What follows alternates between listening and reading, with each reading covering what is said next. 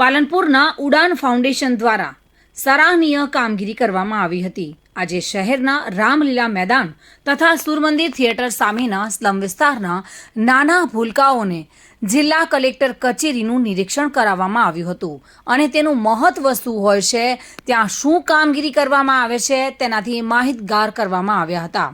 આ ફાઉન્ડેશનની ટીમ તેઓને ત્યાં લઈ ગઈ હતી અને આ બાળકોમાં વહીવટી સમજ કેળવાય અને પ્રેક્ટિકલ નોલેજમાં પણ વધારો થાય, આ સંદર્ભે વધુ માહિતી આપતા ટ્રસ્ટના પ્રમુખે પણ જણાવ્યું હતું અને તેઓએ આ બાળકોને માહિતગાર કર્યા હતા। નમસ્કાર, મારું નામ કિરણ રાઠોડ છે અને હું ચંગવાડા ગામનો વતની છું।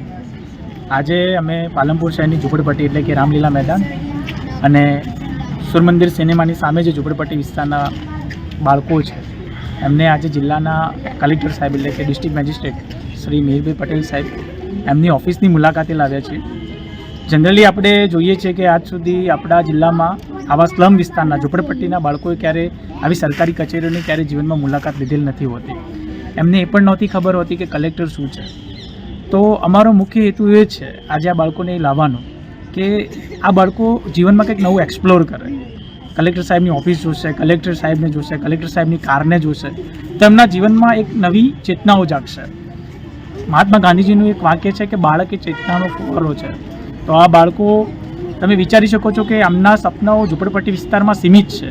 એમને ઝૂંપડપટ્ટી સિવાય બીજું કશું જોયું નથી અને ઝૂંપડપટ્ટી વિસ્તારમાં આપણને ખબર જ છે કે ત્યાં કેવી પ્રવૃત્તિઓ થતી હોય છે। આજુબાજુ ઝઘડા હોય કે પછી બીજા કંઈ પણ એવા ખરાબ કામો હોય જેના કારણે આ બાળકોના જીવનમાં પ્રભાવ ખોટો પડતો હોય છે। તો અમારો હેતુ એ છે કે આ બાળકો આજે કલેક્ટર સાહેબની ઓફિસ વિઝિટ કરે, સાથે સાથે પોતાના જીવનમાં એક નવા સપનાનું સિંચન કરે કે આવું કંઈક હોય છે અને આના માટે કંઈક કરી શકાય છે। આ બાળકો માટે ઉડાન ફાઉન્ડેશન દ્વારા રવિવાર શાળા ચલાવવામાં આવે છે। ઉડાન ફાઉન્ડેશન છેલ્લા 8 વર્ષથી કાર્યરત છે અને ઉડાન કોઈ એક વ્યક્તિ દ્વારા નહીં પણ ઉડાન સમગ્ર પાલનપુરના નવયુવાનો દ્વારા ચલાવવામાં આવે છે। જે આ બધા યુવાનો છે એ સોશિયલ મીડિયામાં સમય પસાર કર્યા વગર દર રવિવારે આ બાળકોને 4-4 કલાક ભણાવે છે અને અત્યાર સુધી ઉડાન ફાઉન્ડેશન દ્વારા આ બાળકો માટે ઘણા બધા કાર્યક્રમો કરવામાં આવ્યા છે, જેમાં અંબાજી માતાનો પ્રવાસ જે આ બનાસકાંઠા જિલ્લાના ઇતિહાસમાં પ્રથમવાર છે। આ બાળકોએ 5 સ્ટાર હોટલમાં જમણવાર કરેલો છે। આ બાળકોએ બનાસ ડેરીની મુલાકાત લીધેલી છે, તેમજ આ બાળકોએ પ્રથમવાર પોતાના જીવનમાં કોઈ મૂવી જોયું હશે અને આજે લગભગ મારા ખ્યાલ પ્રમાણે ઝૂંપડપટ્ટી વિસ્તારના આ ઐતિહાસિક દિવસ પણ કહી શકાય, કેમ કે ઇતિહાસમાં પ્રથમવાર આવા બાળકો કલેક્ટર સાહેબની ઓફિસની મુલાકાત લેશે। મારા પ્રયત્નોથી 2, 2.5, 3 વર્ષ 4 વર્ષથી આ બાળકોમાં ઘણું પરિવર્તન આવ્યું છે। આ બાળકો શાળા તરફ વળ્યા છે, ભણે છે અને એમના માતા પિતા પણ સપોર્ટિવ બન્યા છે। તો આ બાળકો લગભગ એમના જીવનમાં નવી નવી જિજ્ઞાસાઓ ઉત્પન્ન કરી રહ્યા છે। આ બાળકોને દર રવિવારે અમારે બોલાવવા જવું નથી પડતું। આ બાળકો 4 કલાક ભણે છે, સાથે સાથે સ્કૂલ તરફ વળ્યા છે અને હવે અમારો હેતુ એવું છે કે આ બાળકો જીવનમાં રોજગારલક્ષી ઘણા બધા એવા સરકારશ્રીના પણ કાર્યક્રમો હોય છે જેના અંદર ભાગ લે અને કંઈક શીખે અને પોતાના જીવનમાં એક સારું પગથિયું કરી શકે।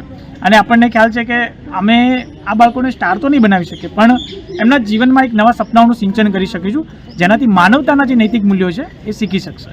ત્યારે અમારો પ્રયત્ન છે કે આ બાળકોના જીવનમાં પરિવર્તન લાવવું। તો અમારો સૌથી મોટો ઉદ્દેશ એ છે અત્યારે કે આ બાળકો કંઈક નવું શીખશે। લાઈક આ બાળકોને આજે કલેક્ટર સાહેબની ઓફિસે લાવ્યા છીએ તો આ બાળકો પહેલીવાર કલેક્ટર સાહેબની ઓફિસ જોશે, પણ એક નોર્મલ એક્ઝામ્પલ છે કે ભારત વર્લ્ડ કપ જીતે તો સતત અઠવાડિયા સુધી આપણે પણ ખુશ રહેતા હોઈએ છીએ। એવી જ રીતે આ બાળકો પહેલીવાર કલેક્ટર સાહેબની ઓફિસ જોશે, કલેક્ટર સાહેબને મળશે તો અઠવાડિયા સુધી એવું વિચારશે કે અમે કંઈક આવી ઓફિસ જોઈ હતી।